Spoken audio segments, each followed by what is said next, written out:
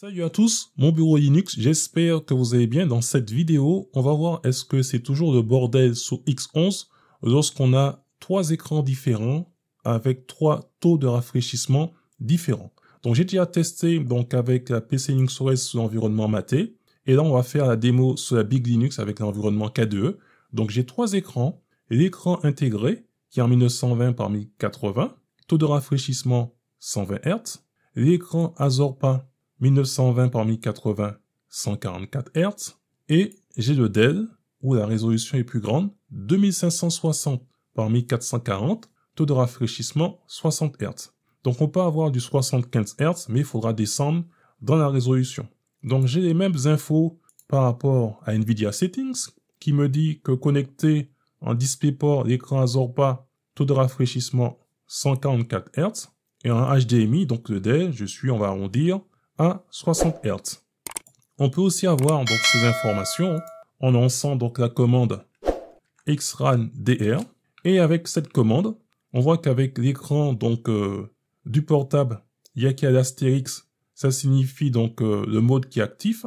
Donc je suis en 120 Hz et en 1920 par 1080 pour la résolution. Je vais maintenant ici sur le DisplayPort donc l'astérix et derrière donc le 144 Hz en résolution 1920 par 1080, et on va terminer par les HDMI où là l'astérix et derrière on va arrondir à 60 Hz, et en résolution je suis en 2560 par 1440. Donc on voit que avec cette commande il y a aussi d'autres taux de rafraîchissement qui sont disponibles en fonction de la résolution que vous allez choisir. Si je lance maintenant par exemple, je n'ai pas lancé mes Simple Screen Recorder.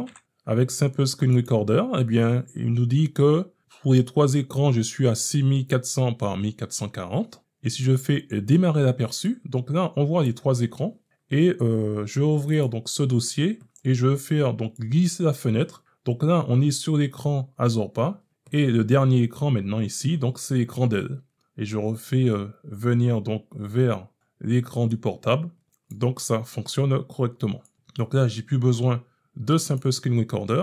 Si je vais maintenant sur le site du constructeur du portable Lenovo Legion 5, donc on voit que je peux mettre 4 écrans indépendants, donc l'écran natif, plus 3 écrans externes qui seront connectés via HDMI et USB Type C.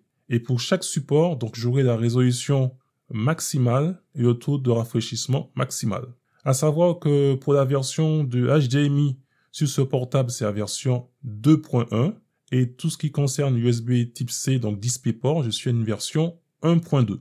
Donc je sais que parfois, en fonction du câble ou de la version de HDMI que l'on a, ça peut influencer, on va dire, sur le taux de rafraîchissement de votre écran. Donc en tout cas, dans mon expérience, j'ai pas ce problème de taux de rafraîchissement. Par exemple, le taux de rafraîchissement du Dell va se reporter sur la Azorpa ou l'écran intégré. Ce qu'on peut faire avec la Azorpa, c'est qu'on va modifier donc la résolution. On va se mettre en 1920, 1280 du moins par 1024. Comme ça, on a du 75 Hz. On va appliquer et puis on va vérifier. Donc je conserve bien sûr la modification. Et puis on va vérifier si déjà le NVIDIA Settings voit la différence. Donc sur le DisplayPort Azorpa, on est bien maintenant à 75 Hz. On n'est plus à 144 Hz.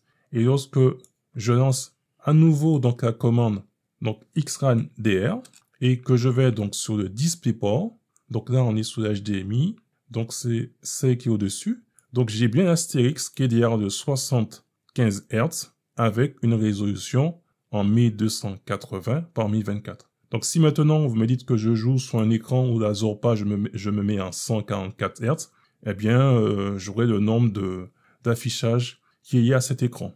Et bien sur ce, je ne serai pas plus long, c'est simplement pour vous donner mon point de vue concernant donc lorsqu'on est sur X11 avec trois taux de rafraîchissement différents. Eh bien dans la pratique, ça se met pas sur le taux de rafraîchissement le plus faible. En tout cas, c'est ce que j'ai testé dans la pratique sur deux distributions différentes. Il y a aussi avec la Big Linux la possibilité de tester donc Wayland. Vous savez que c'est Wayland qui va remplacer X11. Donc c'est déjà plus ou moins le cas sur des distributions. Et avec X11, du moins avec Whedon, eh bien c'est la même chose, j'ai pas de problème de taux de rafraîchissement. La différence que je vais trouver avec X11 et Whedon, c'est que lorsqu'on va lancer cette commande xgrandDR, c'est un petit peu moins bavard, on va dire, sous Whedon, puisqu'en gros, vous aurez seulement une ligne qui va correspondre à votre taux de rafraîchissement qui est actif et à la résolution, et les autres possibilités ne seront pas, on va dire, notées. En tout cas, je ne serai pas plus long. Dites-moi qu'est-ce que vous en pensez. Ou est-ce que vous avez des problèmes de taux de rafraîchissement sous X11 sur votre distribution, et puis peut-être que c'est lié à une version de HDMI, du DisplayPort, ou par exemple, ça peut être aussi un câble qui n'est pas, on va dire, adapté. Je vous dis à très bientôt pour une prochaine vidéo, et en attendant, gardez la forme et la santé. Bye bye.